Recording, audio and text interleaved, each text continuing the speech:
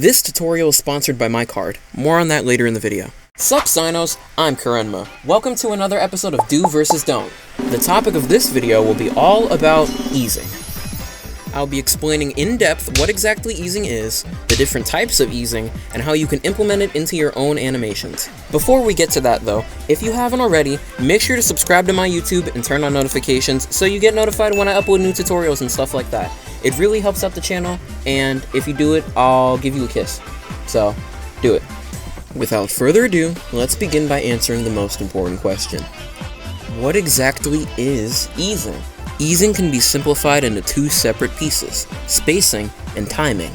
Timing is best explained as the time that passes between certain actions, aka how many frames an action or movement takes from start to finish. The timing of your animation will largely depend on what FPS you animate with. There's no right or wrong choice when it comes to animation as long as your FPS is high enough, as having too low of an FPS can cause your timing to be very rigid. I personally animate with 20 frames per second primarily, so that will be the baseline for this video. However, feel free to apply this to whatever FPS you personally use.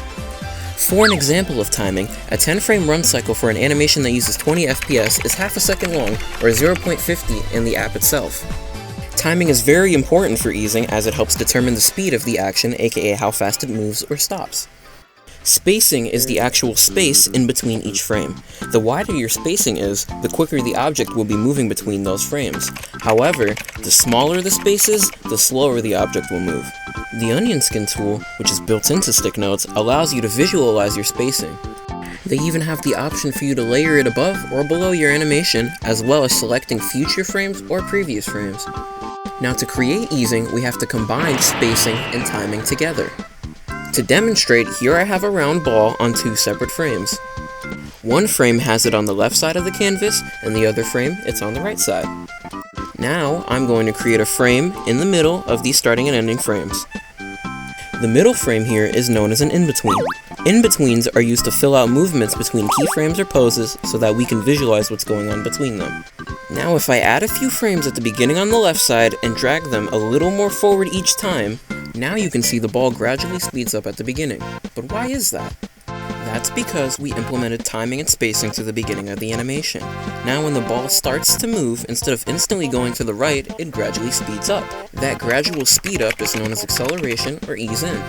Now if I do the same thing to the other side, you can see the ball slow down as it reaches the other side. This is known as deceleration or ease out.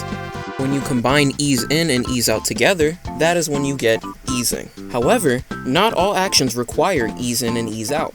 For example, a jab would have very little ease in and ease out because punches are meant to come in quickly and sharply. When you add easing to a jab, it kind of just looks wrong? Knowing when to use easing is crucial to making your animations look fluid and realistic. Now, let's break down two different animations so we can see how easing works in a good way and how easing can work in a bad way. But first, I would like to briefly talk about my card and my art commissions. However, if this part of the video does not interest you, you can skip to this timestamp below, and it will completely skip all of this. So, I have a card, and if you don't know what that is, a card is basically your own website which you can customize and put your own stuff on. My card contains links to my other socials, but it also contains my art commissions. So if you're a fan of how my art looks and are interested in supporting my channel and want to have your OC drawn, feel free to check out the commission sheet below and send me a request. However, this is completely optional and I'm not actually getting paid to say this by anyone. To showcase an example of good easing in an animation, we will be looking at part of the opening to Sonic Mania. As Sonic winds up before taking off, you can see him ease into the pose, slowing down as the spacing becomes smaller.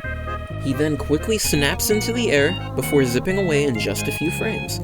This is meant to convey how speedy and sudden Sonic's movements actually are, and using this sudden change in timing showcases this very well.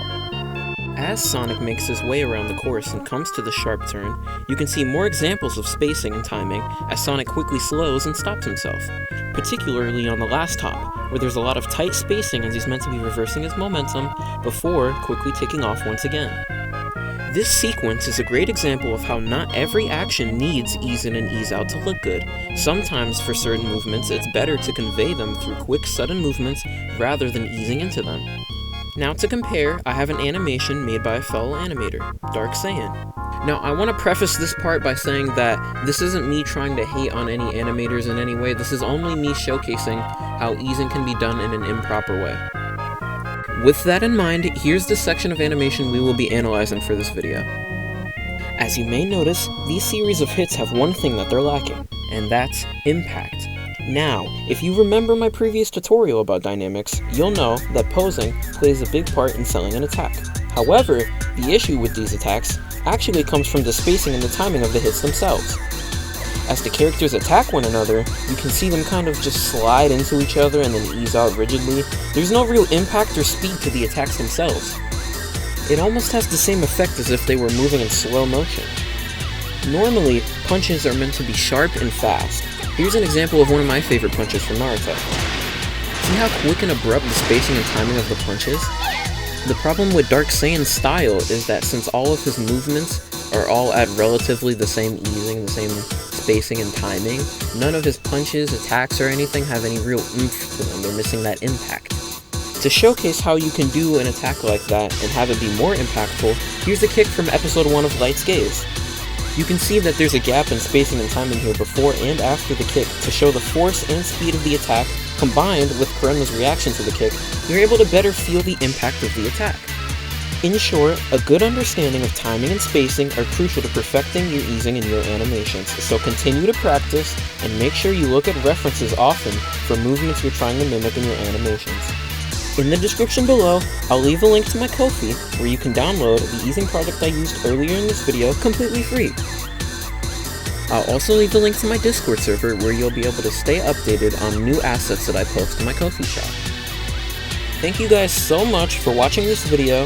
If you enjoyed, make sure to comment below what types of tutorials you'd like to see me do in the future.